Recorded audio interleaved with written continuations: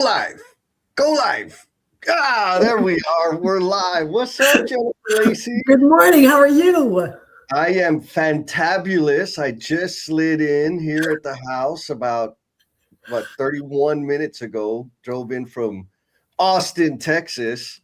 I know you do this to me a lot. You like and you haven't done it in a while, but like all I could think about is you were like, "Oh yeah, I just pulled in and just jumped on," and I'm like, Jesse, you left zero like any kind of buffer for anything that was going to happen on the road, anything in the car. Like, I appreciate that everything worked out this morning. Or I just perfectly sized all of my buffers, and it worked out. Maybe. I mean, yeah. Okay, we'll give you that. We made it though. Here we are. Yes. I'm excited about today's call. So I guess I gotta let everybody know in the Omniverse, heads up, I'm feeling salty today. Yes. So good luck today. And so we're gonna be talking about the reason you can't build your dream team. And we'll give a little more color to what that actually means or what my intent is. Yes. But should we start with housekeeping, Jennifer Lacey? Of course. As people are starting to jump on, we got people that probably have it on their calendar, but also some that are starting to see it scroll in front of them. So they're going to jump in. So we want to make sure that we hit everybody. So those of you that are out there and that you're starting to see our smiley faces and you're like, what is this and what is about to happen and what's going on here? If you have not been here before, we ask you to add a blue heart into the comments. So a couple of reasons why we do that. Number one is we don't know you're there unless you comment. So you can sit in the back and you can lurk and you can watch, which is fine, but we don't know you're there. And we love to acknowledge and recognize the people that are out there and supporting us. So if you're out there, if you do nothing else, just add a blue heart and lets us know you're there. But also, if you are new to our group, because we have a big community here, it allows us to recognize you, but also all of our tribe members to connect with you and connect with your content and things like that. So if you will do that, we would appreciate it. And it doesn't just have to be a blue heart; it can be a comment and things like that. But the blue heart gives us, whoop whoop, Danielle. It gives us a little bit of be able to acknowledge that. But it also, anytime you add any comment or any emoji or anything, it puts you in the randomizer. And so, Jesse, what is that? The randomizer. And so when you drop a comment, emoji, whatever in the chat, it will put you automatically into this little raffle we call the randomizer. And at the top of the hour, what we will do is we'll do the randomizer, and if your name gets selected, you will get a 1-month pass to Emotional Bungee Jumpers and Cultivation Crew, where we are building OG gangster level leadership tool skills. Yes. If you ain't scared of that, be ready because it's coming. And looks like we got a blue heart, Jennifer. I know her. So hello, Danielle. Welcome. This is like your people. So I'm just going to tell you, like, it may have taken you a bit to get here, but you are going to love everything about everything here. Yes. Come on, Danielle. And then we got Miss Kirby Coates. What's up, Kirby? We got Mr. Abbas. What's up, my brother? He sent me an email. I owe him a response, and you know how I am about that. Yes. I love you. I just haven't responded, man. Miss Cindy coming. Oh, she's in Columbus today. Okay. All right. She's at the coast. And then the chief marketeer, Steve Martin, coming in from Connecticut. All right. So we got some people up and early today, and I think we're just ready to go. All right, so the title for today is The Real Reason You Can't Build Your Dream Team. And I just want to be ultra clear. I don't want anybody to be confused. I am not talking about your team at work. I'm not talking about your little department. I'm talking about the team that you are going to change the world with. So I don't know. Was that clear, Jen? It is, and so it may be a little context, as because those of you that are joining us, like every topic usually comes from a conversation somewhere, usually with this people that are on the live stream or the after party and things like that. And so we've talked about like what's happening outside of you and things you can't control and all the things, but this one is specifically on we've talked about like having your board of directors or your advisory council or people around you. That doesn't mean the people that you work with every day, but it's those people that you are connected with, your tribe, your community, things like that. Some of them could be people you work with, and that's fine too, but it's like, who are those people that you handpick to be around you and support you and challenge you and call the BS? Who are those people? And we have talked a lot in some of our previous live streams about we can pick the people that encourage us and attaboy and it's not fair. We can pick those people, and then they make us feel good and they make us feel like it's not our fault, and that if it wasn't for this, like we get to pick those people, and we also get to pick those people that go, come on already, like what the hell. And so today is about looking at yourself, looking in the mirror, a little bit of self-reflection on what choices and decisions are you making for the results you're getting. Does that help? Yes. Yeah, help me, girl. I'm in. Okay. And so we got Miss Lucery. What's going on, sister? Good morning. She just dropped a new book that she wrote, which I just got in the mail. So I'm so fancy. And then we got Crystal Dude coming in from YouTube land. What's up, Crystal Dude? Thank you for joining. Yeah. And then Danielle says, so excited. Amazing for doing this. Thanks for having me. She has been a victim of your energy for 8 years. Nice. And she's still here. That should tell you something. And she's still here. Yup. We got Ashton Quick coming in from YouTube. I don't know about this, Steve. Maybe I'm going to come back and pick on that a little bit. You can't build your dream team because I'm not in construction. I don't know if you're joking, but unacceptable. Yeah. All right, Jen. So you painted the picture, which I think is perfect. And maybe we'll just hit the tribe out there with the question. Yep. And so first question. Or you know what? I'm just going to give the answer to the whole thing. Like, if you don't want to listen to the whole deal, all right, the answer to the question of the real reason you can't build your dream team is you. It is the things you are or are not doing that are attracting or repelling the folks you have in your circle. Bottom line, that's it. That's the game.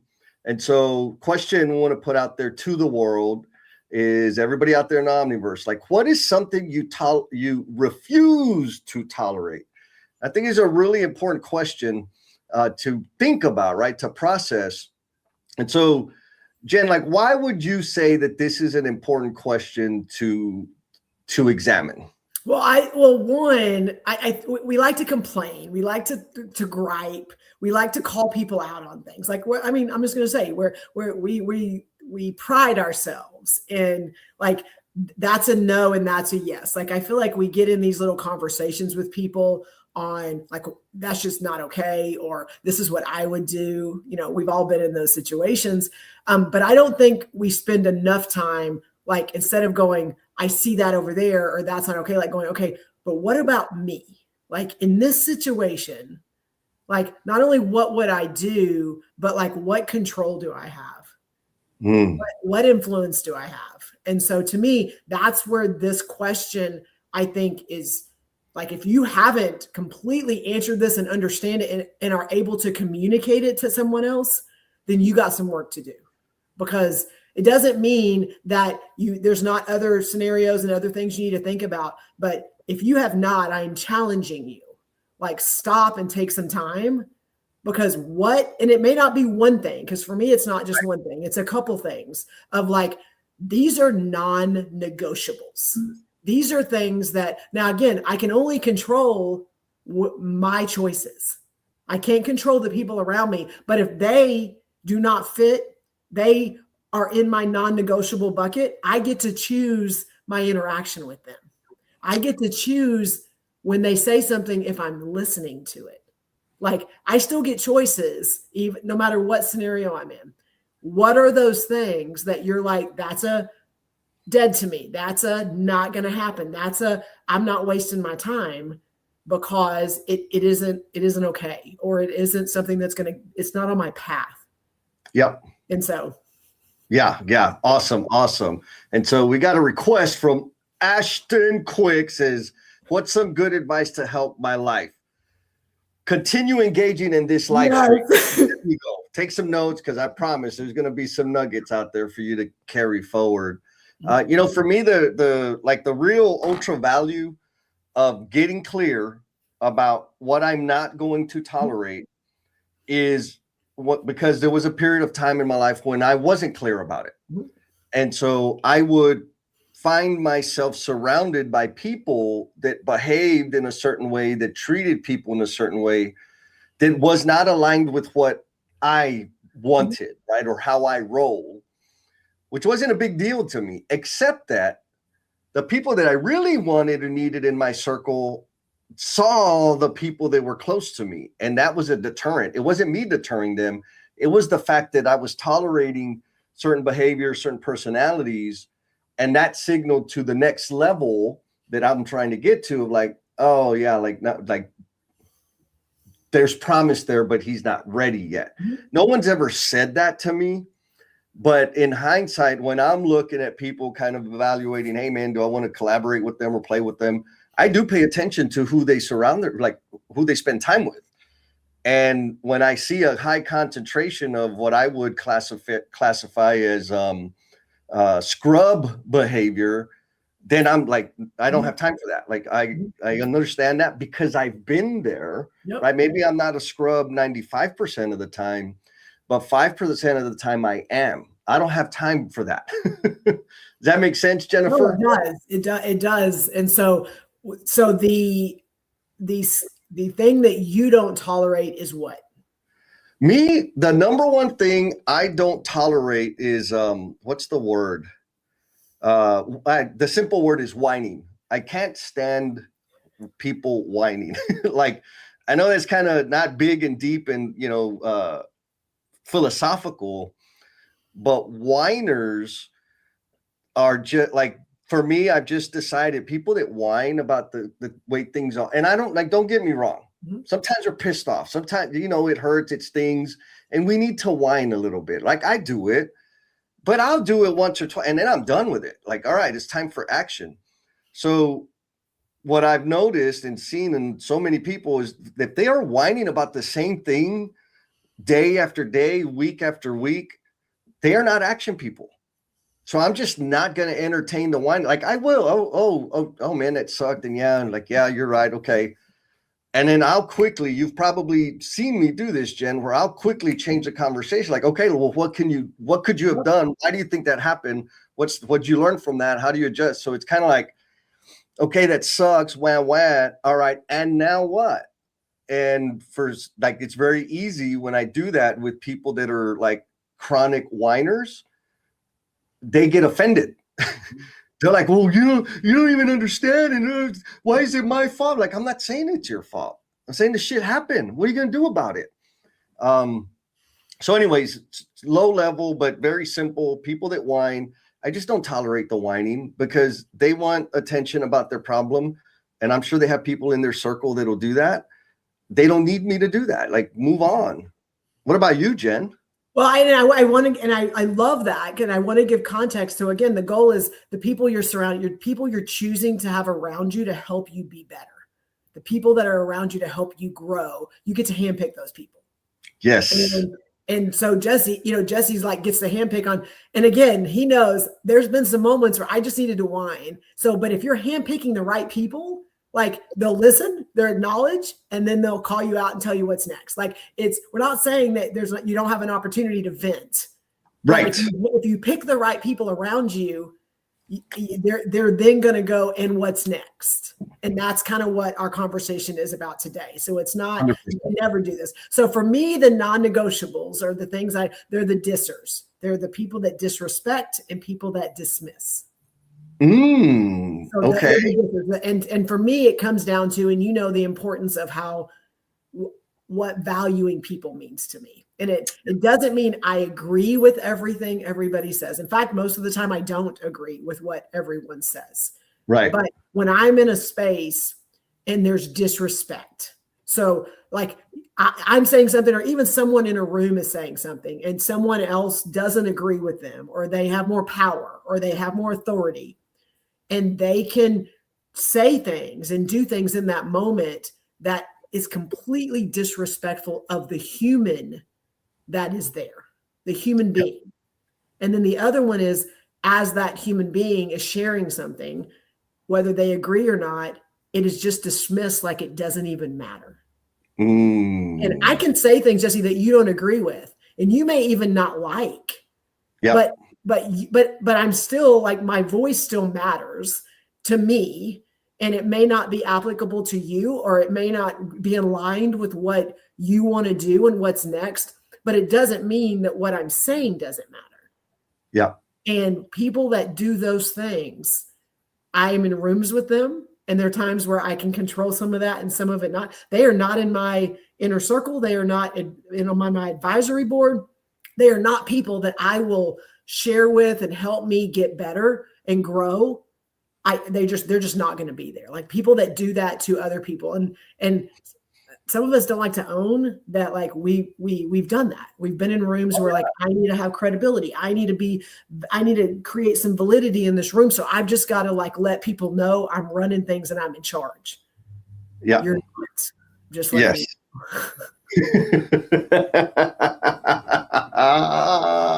No, I think it's important. It's like, for me, like disrespected in my brain, like that's a totally relative concept. I agree with it, but we don't need to dig into what we mean by respect. Yeah. But dismissive behavior, I 100%, like I know what that feels like, and that's bullshit. It is not cool. Like if you're dismissing people, especially with like what's the word, passive aggressive tone, and like you are off the team, bro. We ain't playing that way. Absolutely. So valuable, and guess we got some responses. Yes, come on, bring it on. Josh, we haven't seen him in a while. Hello. Got a coat on. He doesn't look 12 anymore. Awesome.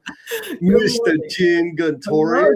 Oh, Mr. Jin. I got to see him a couple weeks ago at an event. So yes, it's cool when I get to see people in person for sure. Yeah. And then Ms. Losery's coming in hot. She says, I don't tolerate lack of humility. Mm-hmm. So then I guess I'm going to take this as an ultra compliment that she would still put up with me on this live stream. she gets to hang out with you in person next month. We'll see if she still shows up after that. yeah, because we can meet in person in Florida. Yeah. I can get down with that, right? People that are totally self-absorbed and all the things, which I think there's the dismissive thing and disrespectful behavior that comes connected to that. Steve Martin says constantly selfish mindset. Agreed, right? Like the way I think about that is I can't remember the name of the book. I think Adam Grant wrote it, that there's takers, givers, and matchers. For me, the selfish mindset, they're the takers. They're always looking to see what they can squeeze out of everything. And they're not my favorite people, for damn sure. Mr. Hoots, we don't want no scrubs, right? Like for me, I use the word scrubs. I don't want scrubs in my circle, but what does that really mean, right? I'm not talking about the salt and pepper song. There's some of these characteristics that we're discussing right now is what I mean. If you're a scrub, if you have these behaviors. Ms. Danielle, all right, she says, I don't tolerate people who add noise instead of clarity. Bringing it.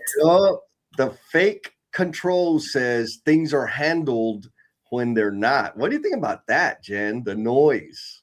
Well, I mean, for me, even though I have an amazing group around me, like that is this year, like that. I mean, that everyone that knows me or interacts with me knows, like quiet is my word this year. Like quiet, not because I'm quieter. Let's be clear. It is not because of that. It is exactly what Danielle just talked about. the noise and how that can distract you or that can pull you in places that like, that's not where I want to go, or that's not what I want to do. The noise can get you off your path. It can get you not in a place that's like, this is not helping me grow. I'm not learning. I'm just busy. I'm just living in a chaotic state, and getting rid of that noise, it helps create that clarity. So no, solid. Yeah, for me, when I read that, what it reminds me of, I'm probably, all of these things that I say are like non-negotiables. They're on the dead to me list. They're all behaviors that I used to practice with excellence. But like the noise, like make the fake control, it's something that I used to do, like kicking up dust. Whenever muddying the waters, right? I would just muddying the waters. Yeah. What are you doing? Oh man, I got this. I'm doing this, and I know I ain't doing shit. But if I say a bunch of stuff, they're like, "Wow, Jesse, you're so busy. How do you get it all done?" Like, yes, I'm so awesome, and I'm not doing a damn thing. So for me, that's how that kind of translates in my head. But I totally appreciate it. Like, come on, man, you ain't got it together. We know. All right. Now we got this whiner thing kind of tickled some feathers here. So Mr. Josh Young says, what about accountability, Jesse? Is the whining you're talking about their inability to hold themselves accountable or to be held accountable? I'm going to say, like, I have a twisted perspective on accountability. I don't believe anybody can hold me accountable if I am not an accountable person. Accountability in Jesse land is a 100% personal decision. I am accountable to the commitments that I make.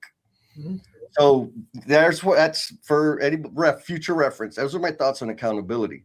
Now, in terms of the whining, I would say that when there is a situation where there's a deliverable that they have not fulfilled, and they are reporting out on the status of the deliverable, it's a good venue for whining to present itself.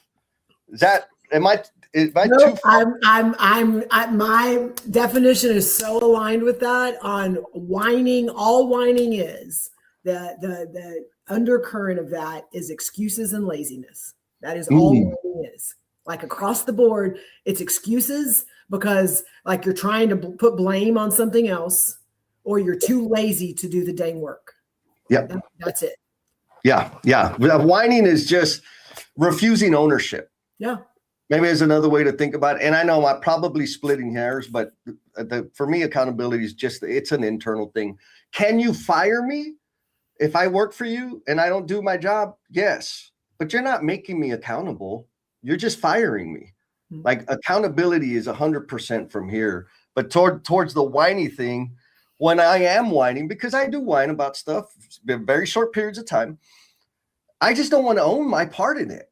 I'm complaining about the traffic and the weather and the coffee and the road closure, and the stairs getting out of my Airbnb. Like if I was late, those are all the things that I could have listed. Whining about my experience, deflecting the ownership of I should have left 30 minutes earlier. Yep. Right? Like, so I think it is a deflection of ownership. And I think which takes us to the next question with Mr. Milo, who always brings it.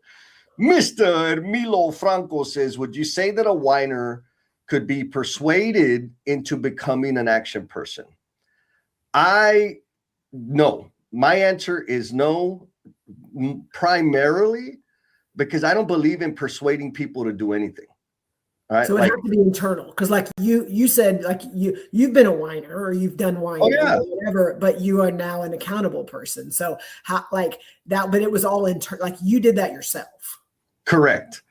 Yeah. So like persuading but to add on to that, right? Do I think can they be persuaded? Probably, but that's not a practice I play. I feed the hungry. If you want to play with me, this is how I play. Come on, right? And if not, peace. Like, good, go find somebody else. But in terms of like helping them become an action person, I think it can be done. But they got to want it, right? Yeah. Like they got to want it. I'm not trying to turn a whiner into an action-oriented person. I'm not. I'm just not spending time with whiners. And maybe dig in a little bit because, and maybe like right now, I think we're like placing people in a category of like, Yep. that's a whiner. Jesse, you whine, I whine. Yes. Like we're not saying like you're either a whiner or you're not. We're saying that whining, the things you're doing are deflecting, like that you don't want to take ownership or that you don't want to do the work or that you know what I'm saying? Like that's what we're saying. Like you're using it as something like a smoke screen because there's other things there. Jesse and I, mainly to each other, we have moments where we're like, I just got to vent. I just got to do this because I got to get it out of my head. And then we move on and we do something else. So again, just want to put some context on that. Well, I'm just going to keep it like, stop. Don't be freaking whiners out there. But here's what Milo's asking or bringing to the conversation. I 100% believe that whining, like chronic whining, is a learned behavior. Yes. Action taking is a learned behavior. So I 100% believe that, yes, that the action or the operating system of whining or not whining can be learned and designed. But again, people that stay in the chronic whiny, guess what? Most of the people in their circle tolerate that shit. That's why they do it all the time. And more importantly, like they're not, when I was whining, when I was in my chronic whiner state, this was when I was all up in my addiction and getting arrested all the time and the world was against me. I got something out of it. And that's really the thing that we need to examine when we're in that state of mind, or we are working with people that's kind of their default mode of functioning, is they are doing it because they get some value out of it. Yes, they're getting a response. Right. Like I was whining because, people would feel sorry for me and, all the bullshit. Mm-hmm. But the problem was I stayed stuck. Like I didn't progress. I didn't expand my thinking. I stayed in the very same spot for years because I was so busy whining about everything. And then the people I surround, so I'm a whiner, people that put up with it, guess what? I attracted them. And they reinforced that behavior, which reinforced my staying stuck. Mm-hmm. And so I had to change the action thing. I started finding other people that were more action oriented. I was sick and tired of being stuck. And somebody said, stop your damn whining, Jess. Like there's a space between stimulus and response. My response was always to whine. The space between stimulants and response is the power to choose. So I could choose my response and I started choosing action and so on. So my point is the behavior can be conditioned. But I don't know that I'm not in the convincing persuasion game at all. And I want to add and maybe challenge the people out there, all those parents that are out there right now. When Jesse says it's a learned behavior or it's a conditioned behavior, like I'm going to challenge all of you because again, I am a parent of 2 teenage girls. You are feeding it or you are helping it. So if you got some whiners or some people that whine and your reaction is just to get them to stop whining by giving them what they want, those individuals are going to turn into adults that are looking for responses from whining. So yes. You are in a place right now, doesn't matter the temper tantrum in the store because they want something and you're not getting it for them, or the child that wants to argue with you because they know more. It doesn't matter. You are feeding that and you are getting them conditioned to expect a response, a positive response by whining. Oh, I love it. Which is going to take us to the next question. So, Miss Gloria, what's up, sister? We're going to hang out with Gloria in Chicago in June. Nice. He says, we all whine sometimes. Agreed. Just don't stay there. Like, you know what? If you whine, I'll give you a pass. But don't come whining me about the same damn thing 2 days in a row because I'm busy. Milo again says it's connected to what you just said, Jen. It's been my experience that when a given leader is a whiner, him or herself, the whole team becomes a whining field. Yep. And you just said, like parents, right? Like, or here's something for people. Milo didn't say this, but I'm using his statement to like reinforce the point. If everybody around you is whiners, it's probably because you are too. Right? Like, Yep. stop doing that. Leslie, yes, bullies raise bullies, right? 100%. Miss Leslie, welcome to the conversation. Yes. You're now in the randomizer. I wonder if I made Josh mad with my response No, to. he's you know he kind of disconnects and connects back in. So hopefully he'll add to it. But I think there's 2 points that were made, and I think we've made them too. Is if you are surrounded by people that are driving you crazy and irritating you and making you mad, like you're creating that environment. It's not them, it's you. That's the tagline for today's show. It's not them, it's you. All right. Now, sometimes we have whiners in our space and we keep them there. Mm-hmm. So, what is the cost of protecting people that are keeping you stuck? Right? You got scrubs in your space, whiners, whatever, people that don't have any empathy, people that don't have any modesty, all the things that we listed, what you don't tolerate. But sometimes we keep some of those people around.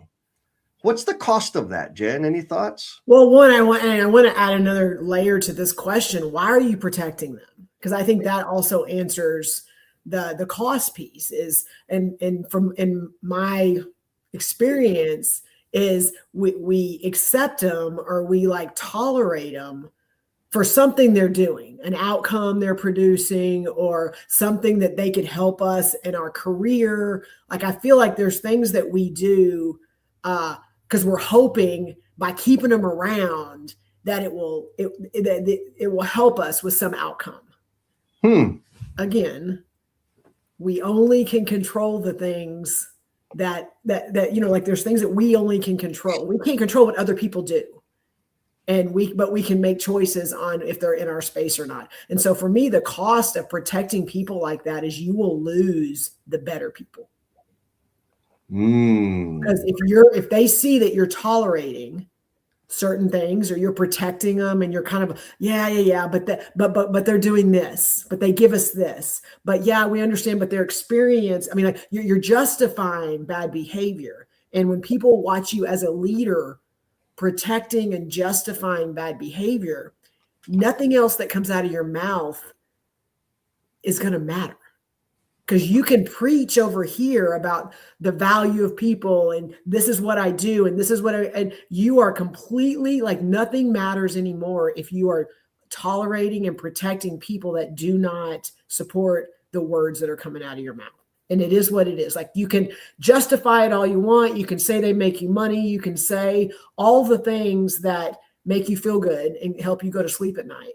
But in the end, your credibility, the reason why someone would follow you and value you, like personally, not a company or not an industry or not a project, personally, you are completely dismissing any opportunity to be able to do something bigger and better because of what you're tolerating.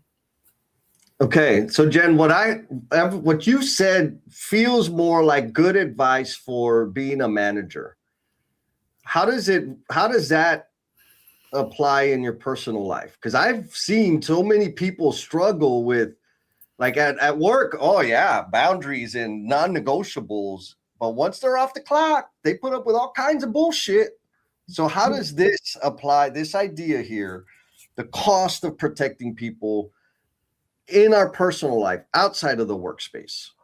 Well, and I think what it does is that second part of the question is it keeps you stuck in a space because of what you're tolerating. Like you're not learning, you're not growing, you're not improving if you're in a place where you're just, I won't say content or comfortable or like anything. You're just, when you're in a place, and we've all been there. I mean, I know I've been there, where it's like, I mean, it's not that bad. Or, I mean, we have good days. I mean, just like, I mean, no one's dying.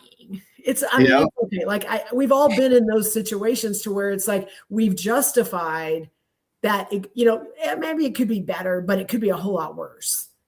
Yep. That's okay. And you can do that, but you don't have to choose for it to just be mediocre. those of you that are out there and good with mediocre status quo, no judgment, because those people they're out there doing things too. That's just not the people that I want around me. Yeah. Yeah. Like, I get to make that choice. Yeah. No, good. Thank you for like adding some more weight to the thing. And Leslie, I love the way she said this. She says, the cost is you begin by default to add their character to your own. Right? Like it's contagious. Other people's behavior is contagious. You know why have been such a good whiner? Because I hung around with whiners. Like it will bleed in, it'll stick to you, and it'll start informing your behavior going forward. And more importantly, like again, I'm not talking about the workspace. That's easy. I'm talking about, or maybe more clearly, I'm here to leave the construction industry better than I found it. Mm-hmm.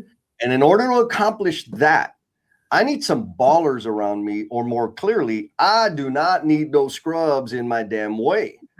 And so I'm filtering that out. Mm-hmm. Now, I also have, what's the word? Oh, geez, it's like really unhealthy behavior. It'll come to me in a little bit. But I'm a fixer. I'm a recovering fixer, right? Mm-hmm. Codependent. I have a lot of codependent behavior and issues from the way my experience in life. And so I used to pick projects, find people that are in crisis and just, I want to help them. I want to not fix them. I want to save them. Mm-hmm. And what ends up happening is I cover for them and I'm guarding them and I'm protecting them. But it's like I'm doing this. When we met, my head was above water. And as I continue doing that, I'm getting deeper and deeper into the water. And so for me, like the cost is, now it's specific to me because of the things, the issues that I have. So what it cost me is like my joy, my fulfillment, and worst of all, my ability to contribute and serve. Oh, Jesse. Right? Yes.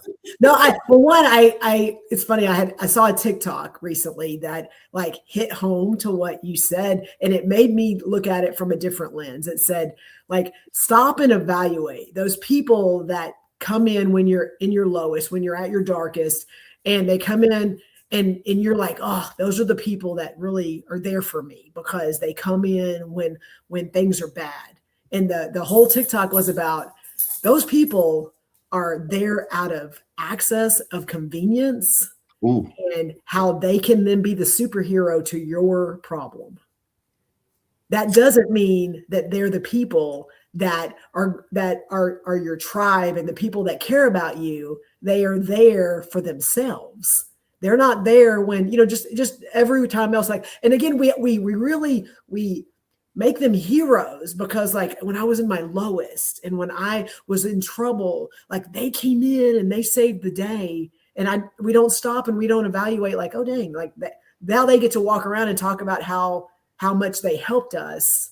Like that, okay, like think about it from that perspective.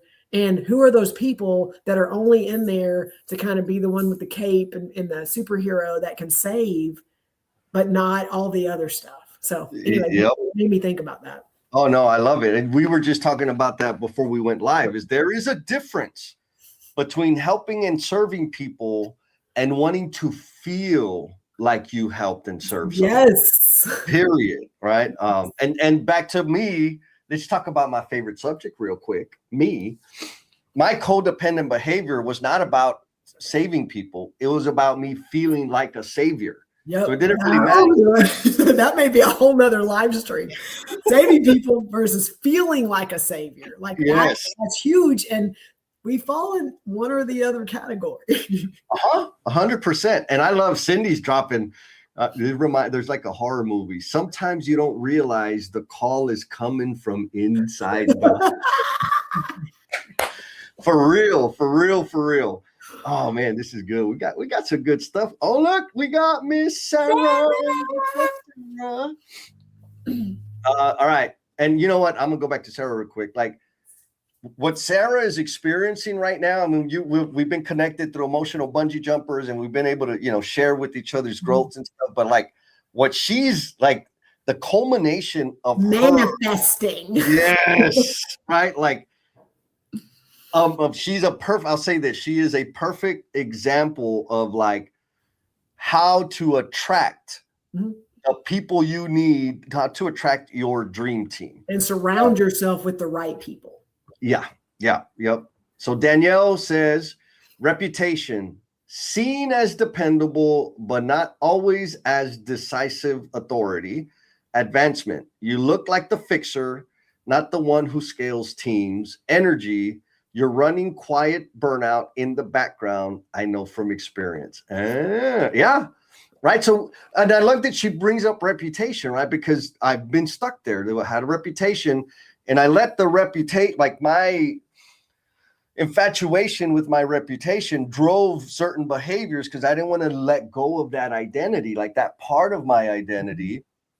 Was I busy? Was I getting stuff done? Hell, man, Jesse, but I'm freaking burning out. Like it was all bullshit. Like it was all fake, period. That's what it was. But it finally came to a head. So reputation is what pulls you into situations like you need to stop and evaluate the decisions you're making. Yes. All right. Leslie makes another point. She says, negative thinkers stick with negative thinkers to call. Oh, yeah. This is the commiserators, right? You get a room of co-conspirators, or what's the other accomplices, stick with negative thinkers to cause interim agreement. This feels good because everyone agrees, right? So we all get together. So, oh, he's stupid. Yeah, we all agree. Right. He's the problem. He's stupid. What does that accomplish? You're complaining, you're pissing and moaning, but you ain't taking any action. Like, come on, man, do something. Well, and can you pull up Adam's comment, just because I want to challenge people that are in rooms like that maybe you're not commiserating with them. Maybe that you're not adding to the conversation, or you're not creating interim agreement. Are you calling them out? Because like, it's one thing to go, well, I'm not contributing to it. I'm not, I like it, and we can own that. We can say like, I wasn't a part of that conversation, but we're also, most of the people on here are a pretty big deal, and they're in rooms where like you get to, at a moment, call somebody out or challenge them or like, or really like turn something around. Are you doing that? Yes. Which brings us to the next question, Jennifer Lacey. Yes. When have you chosen comfort over growth? So question to the omniverse. How many times, and think, like, zoom out. How many times have you chosen comfort over growth? And so what I mean by that is and you just touched on it, right?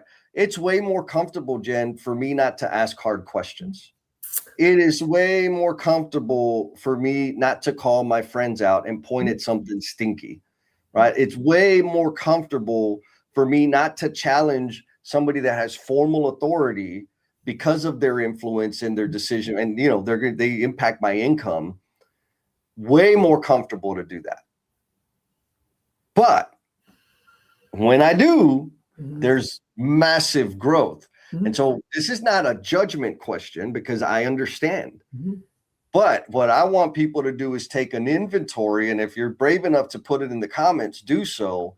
Like, where are you choosing comfort over growth? What do you think, Jen? Are we being too invasive?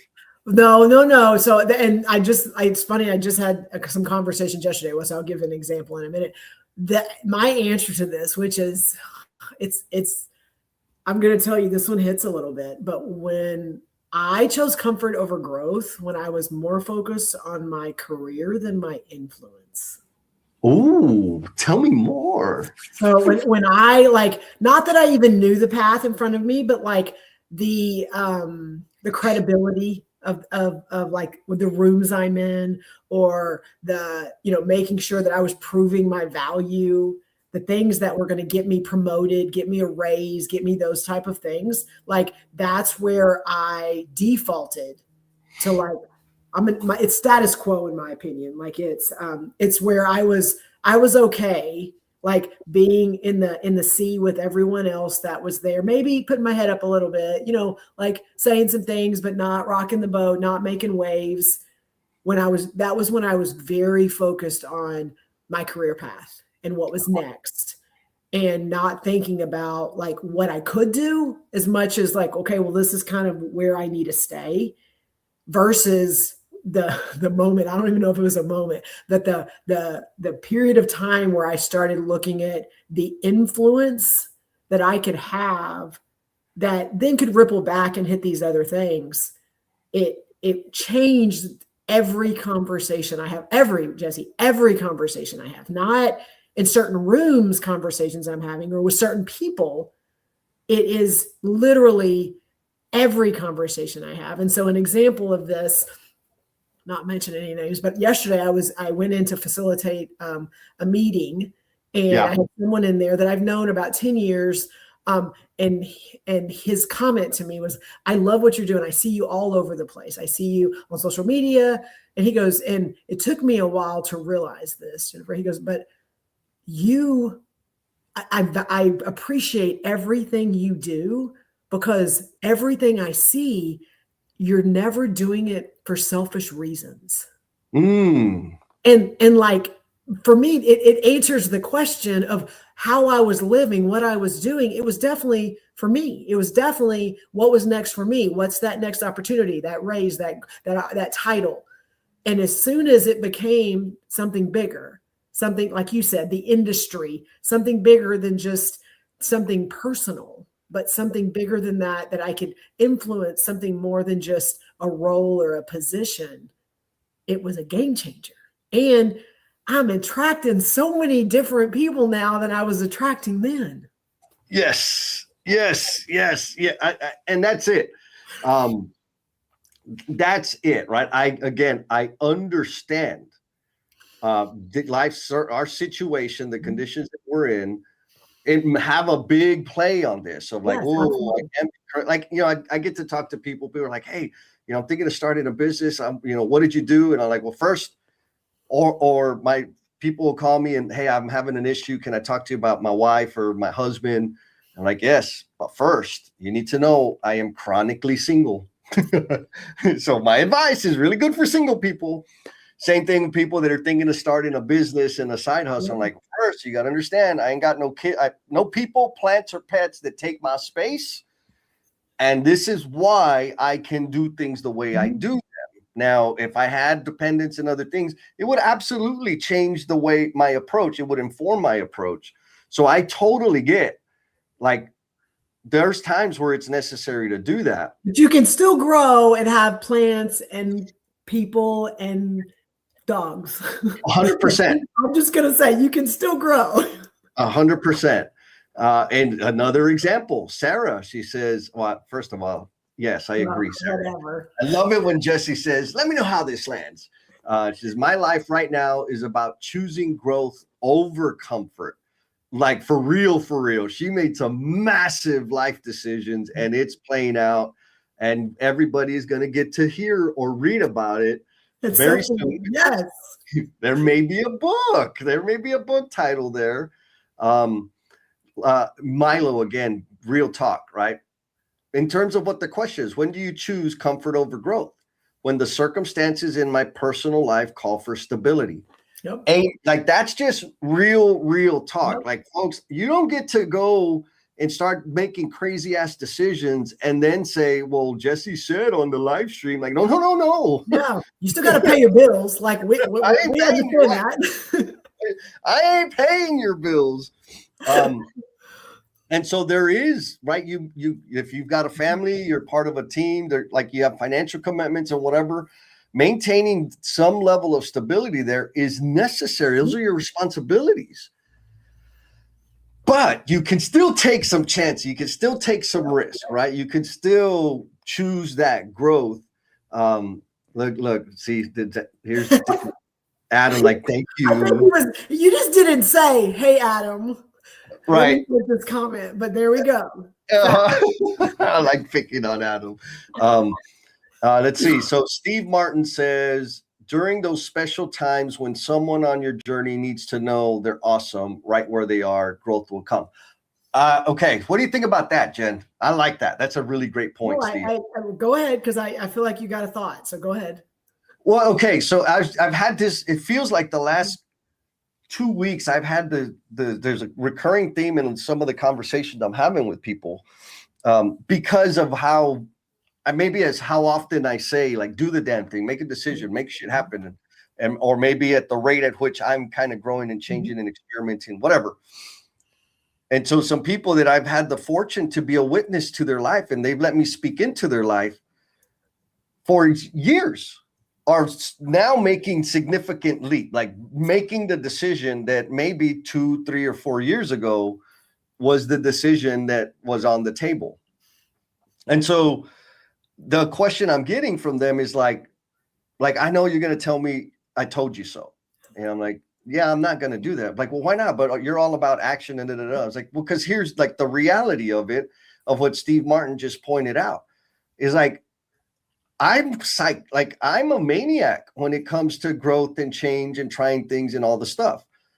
I don't expect people to be as maniacal as I am, right? Sometimes people grow at different rates, period. People grow at different rates. And I understand how difficult, like I'm gonna be 50, Jen, in December.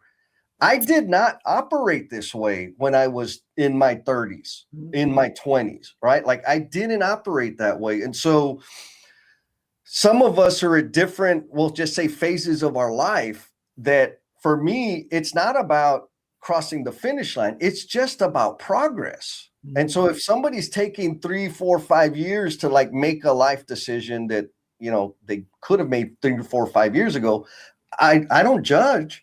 I understand, because what I'm looking for is progress. Are they changing their thinking? Are they trying different things? Or are they sitting there bitching about the situation? Because if that's all they're doing, I'm gonna tell you I told you so.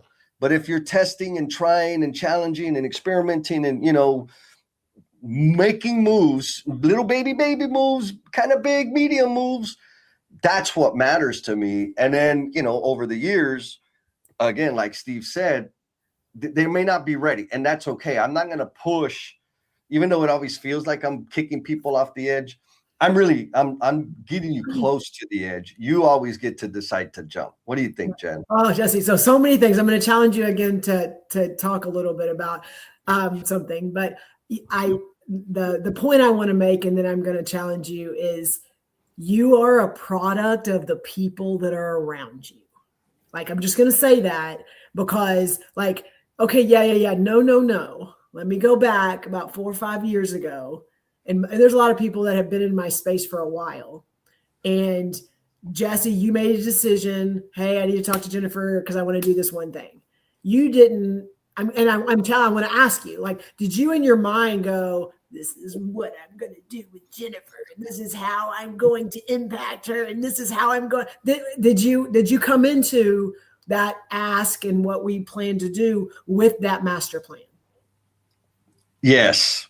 No, I didn't. I mean, and I want to kind of add some more background. Okay. And the only reason I didn't do it that way is because I used to do it that way, right? And Leslie says people are ready and willing to grow when they're ready.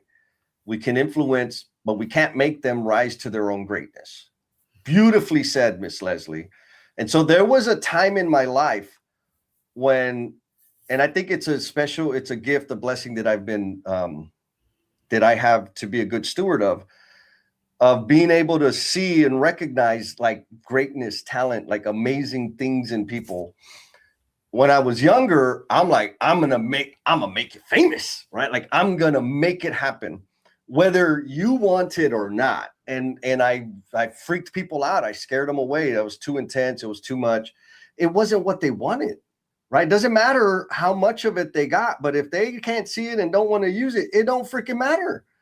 But it was for you also, based on the way you're saying it. It was also for you to go, look what I'm doing. It was all about me. Yeah. Today is when people start giving me advice. I'm like, well, thanks. I didn't ask for that shit.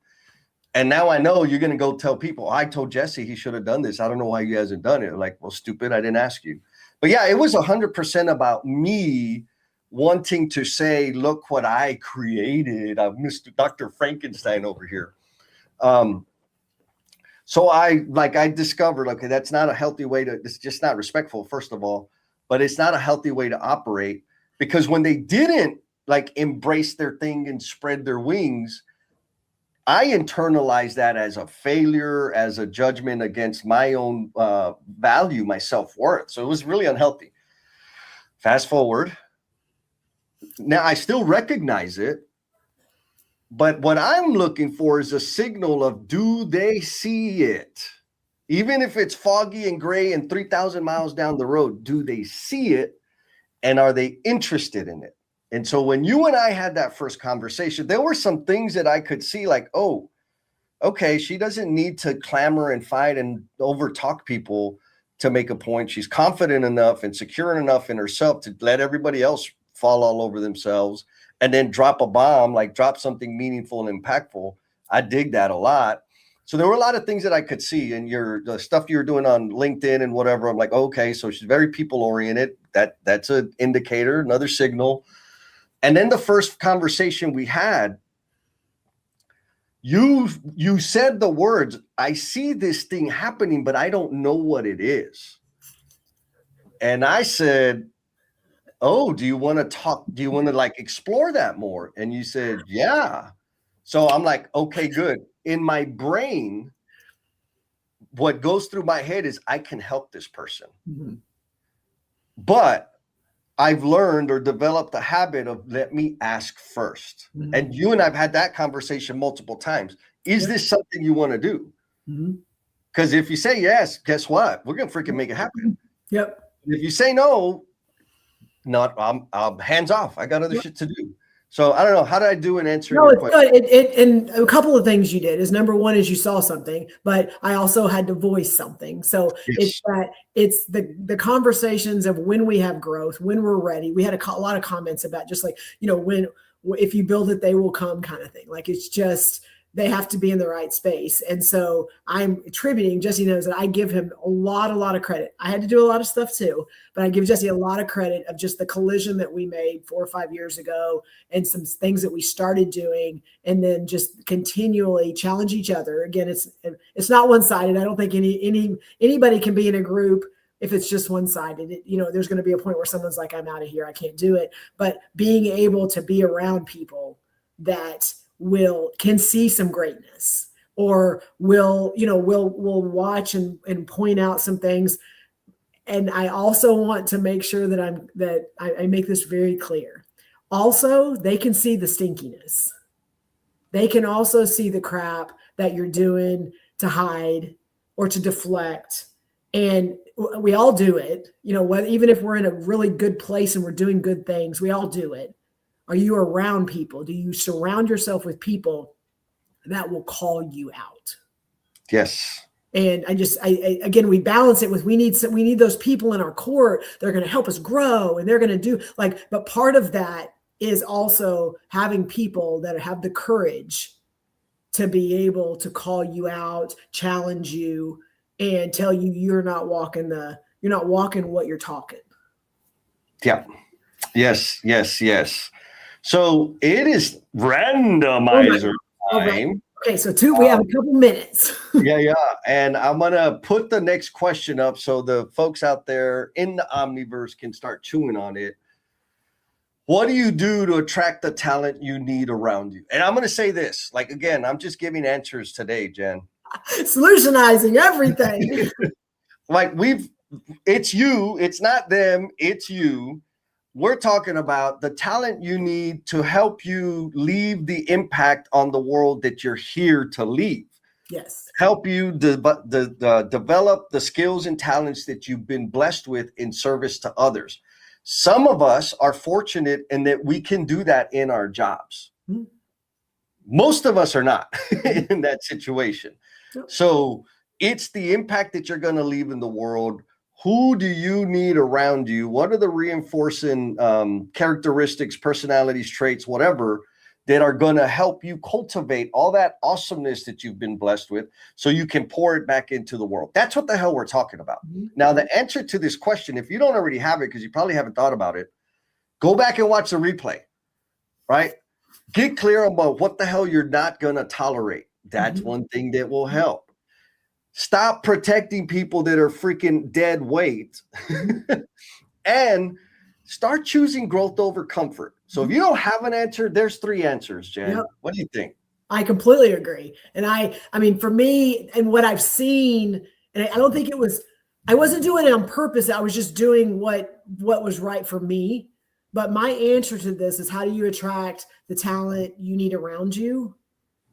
Is I showed up as my authentic self. And it wasn't trying to do it for somebody else. But sometimes, and Jesse, we talk about this, it was dirty, it was messy, it was not what fit in the box.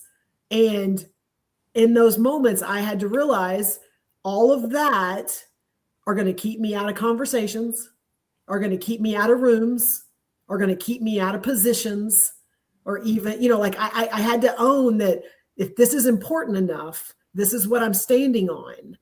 And if it's meant to be, it'll happen. If it'll attract, it'll do the things it needs to do. And what it did, and I'm just like, this is the magic of it. If you stand on what's important to you, and for me, being my authentic self and valuing the things that are important to me and not giving time for others, when they do invite you, which they will, you don't have to filter anything. And it was a game changer. It was one of those where when you can be comfortable in your own skin, doing the things that are important to you and doing them for the right reasons, when you do get invited, they do reach out and kind of want you to come coach them or do some stuff, like, you don't have to go, okay, how do I need to show up? What do I need to do? Do I need to not say this? Do I need to say this? Like, you don't even have to think about that. Because my daddy told me this, and I use it a lot. When you show up and you tell the truth and you're real, you never have to remember what you said. And it is like the way that it's so cool, and it's so liberating when you don't have to go, oh, okay, now how do I need to show up today? What do I need to do? And you can just be your authentic self. Yes. Give yourself permission to be all of you. Yes. I love it. All right. So it is random. Okay, randomizer. Let's see who gets And then you it. have to answer the question, Jesse, because I don't think then you have to answer the question. I don't know what you're talking about. Yeah. Randomizer. Here we go. Oh, look at all the smiling faces. Let's see who the victim will be. He literally just got in. Perfect timing, Christopher. You know what? Also, damn it, I forgot to add Maria to the invite from last time. Damn it. Okay.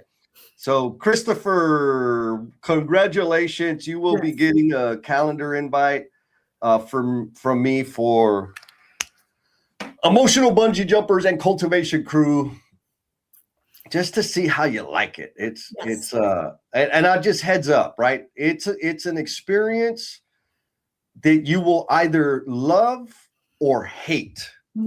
There's no in between. Am I lying, Jen? You will grow either way. Very well. If you are in a place of growth and if you're in that place, the universe is attracting us to you. We're just telling you that right now. If you're not in that space, then you will run away really fast. Yeah. So kind of going back to Josh's question, right? If you are not an accountable person, you will hate this freaking thing. Promise. Look at that. The secret of success. Coming right at the end, right? Be the last one to jump in. Oh, man. All right. So we got some answers. Sarah says, the other day someone pointed out, and this kind of goes back to this authenticity thing you were talking about, Jen. The other day someone pointed out having the word visionary and badass on my LinkedIn profile, they could imagine could deter traditional corporations. I let them know that was by design. When you understand who you are, you also will detract those that don't fit your needed growth, right? Like for me, by design, are you doing the shit on purpose or not? If you're not, come on, man. Like, is it scary? Yeah. Is everybody going to love it? No. And you just got to be okay with that. And Jesse, I want to give some context too. Like everyone's like, oh, that's all great. Like that's all wonderful. Like Jesse has his own company and like he's his own boss. Like I work for a company. I have a boss. Like I have a company that pays a lot of my bills. And like in my recent performance evaluation, my boss told me, keep doing everything you're doing. So and it's not everywhere, but like it's not just me out here being able to go be your authentic self, but like you also can't work in the confines of something else. Like we both have different situations, and when you're valued and there's an opportunity, there are right people out there that will help promote that and help support that as well. So I sometimes it's easy when they're like, yeah, it's all great on Saturday morning, but again, you can still be who you are and what you want to do. And I know Sarah is manifesting that, it just makes my heart so happy. Yeah. 100. I'll say it a different way, Jen. Like this works even if you have a real job. Yes, there we go. You summarized it way better. Yes.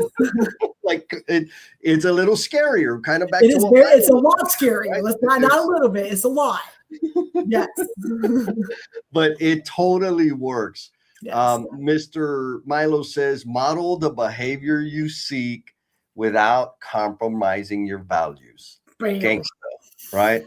Mr. Christopher says, strategy, purpose, vision, see who latches on in a big or small way and who turns away or stays too small. Simple, right? We're just getting all the nuggets right here in the end, man. Steve Martin says, I highlight the superpowers of others. Then comes the enticement. I would love someone with your talent on this new team. Are you interested? Yep. I think what I want to say is like, for me, what do I do to attract the people that I want around me? Number one, demonstrate the behaviors I seek, right? Like I forget how often the way I function, the things I say is by design. Not all of it. Like, don't get me wrong. There's a lot of dumb shit I say that I'll go watch the replay. I'm like, why did I say that? That was dumb. That's everyone. What are you talking about? But when I talk to people, it's a simple example. Multiple people have said, hey, you know what? I want to recommend, I know how you feel about book recommendations, but I really think you'll get something out of this book. I'm like, what are you talking about book recommendations? They're like, oh yeah, like I know that you don't like it when people recommend stupid books. I'm like, how do you know that? Well, apparently I've said it enough for people to pick up on it, right? So that's kind of my point is I wasn't doing that, like talking about my disdain for freaking weak ass books so that people don't like, I was just talking about it. Is it like, does it offend people and kind of put some people off? Yeah, a lot of my brother Ernest, love him. He's amazing. There's things that I say here and he's like, hey man, you said this, but that's not how you like do it. I'm like, oh yeah, no, I know. Like this is what in this context, yes. In generally speaking, no. And my point being is instead of worrying about how many people I might offend or how many feathers I'm going to ruffle, or the opposite, instead of being enamored with the idea of shocking people and getting their attention by saying, the poetic bullshit, I just give myself permission to say what I think. I give myself permission to help people understand what I do care about, what I don't care about, what's important to me, what's not important to me. I just say it. And what it ends up doing, I got the wrong question up. What it ends up doing is attracting people that I need, right? That are going to contribute to the situation or whatever it is I'm dealing with. Or they'll signal back to me like, oh yeah, I agree with that. And like, oh man, that person's like, how did that person come into my orbit? Right. And another thing, what do I do? And this is something easy that we make it too scary. What do I do that attracts the talent I need around me? What are y'all watching right now? Right? Like for real. The thing that accelerated my decision and gave me the confidence to start my business was I discovered that I already had credibility. How did I discover that? By doing this bullshit, right? Like doing the live streams, doing the posting, doing the podcast. It was by making myself visible, letting all you crazies out there know that there's a crazy. If you like this flavor of crazy, he's here. Doing that, all of a sudden I was like, oh my God, I already have some credibility. I have some insight that people value. I can do this. And so, it doesn't have to be that deep for you. But if like for real, you want to change the world, I hope you do. Otherwise, like, don't call me. You gotta let people know you're there. And guess what? Freaking social media is the easiest way to do that. That's my rant, Jen. Okay, so we're about to wrap up, but so we're not doing an after party today, which we hate that we're not going to get to talk to you, but my daughter has a performance and so I'm not available. So we are not doing the after party, but we are going to do closing thoughts, but we just wanted to make sure everyone knows in case they're looking for it. It's not out there anywhere because we are not doing it today. So Dizzy, yes. I'm going to go closing thoughts and then you'll wrap us up. Yeah. Okay. So two big things. One is I want to make a statement based on Jesse's book recommendation type thing. Because again, I get to recommend things to Jesse a lot too. He recommends a lot of things to me. And so I have a cool thing. It's like, you've got to, when you're surrounding yourself with these people that we say are going to help you grow, you also have to be a little tough and not get offended and not get butt hurt when someone doesn't agree with you. And so if you get offended and get defensive every time, if I recommend a book to Jesse and Jesse, he'll usually read it and he did not like it. He didn't like it. And I could go, oh my gosh, like I must suck. I don't have to suck. It could be something that resonated with me that didn't resonate with Jesse. And ironically, Jesse was just so cool. I recommended a book, Unreasonable Hospitality. Yep. Again, I read it. It's very people type focused. I loved it. I recommended it to Jesse. Jesse didn't love it. And the author is the keynote at LCI Congress in Atlanta.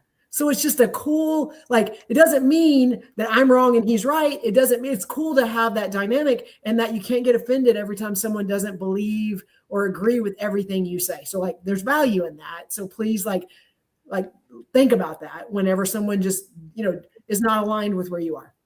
The other one is, and you said this at the very beginning, Jesse, and I just want to reiterate it because we talked about those people that come in your life at certain times, and then you were like the savior, and I'm going to come in and do this. Be careful, and we both have been there before, I think, where people come in and they're like, I can help you with this, or you should do this, and this will help you with this. There's been a point where I just dismiss them. Then there's a point where I engage with them. Be careful, because at any point, if you say yes, or if you say, I agree, you then become a person that they can reference for whatever their agenda is. And you find out after the fact that then you kind of have to like, oh, I don't need to do that. So I'm just giving y'all like a heads up. Like when you got people engaging with you because you're on fire, you're changing the world, you're out there doing really, really cool things, you will attract people that need to latch onto you, that need you to help propel them. So when that's happening in your space, just be aware of it, because you can then say something that they will use and twist and be able to promote something that maybe you're not completely bought into. So just the awareness part. Sometimes that's something I had to learn the hard way. So I'm just giving people that heads up ahead of time. Yeah. And I think the easy way to think about that is go back to question number one, right? What will you not tolerate? And more importantly, that list of things will change based on what we learn, right? Because yes, you're going to get attention. You start getting clear. You start helping the people out there in the world know exactly what you stand for and what you stand against. It will attract a lot of attention and a lot of energy. Not all of it is reciprocal. And so those reciprocal, like, you be careful, because some people want to ride and they're gonna, they just be careful, be smart about that. Know what you stand for, and just know you're gonna learn. I like Christopher's point here. That's so Jesse. I agree. So that's it. No after party today. Danielle says this was absolutely amazing. New loyal follower. Looking forward to the next episode. Thank you, Danielle. Folks, she did throw a blue heart, so go out there and help her out or hit her up. Steve Martin, be careful. Selfishness sucks. Negative. I am 100% selfish all day, every day. And it don't suck. Well, not in Jesse land anyway. So, folks, appreciate y'all being here. We will. Oh, did you get the demo of the new outro music? No. Okay, hang on. Okay. I'll go with it. Let's go with it. All right, I'm gonna hit play.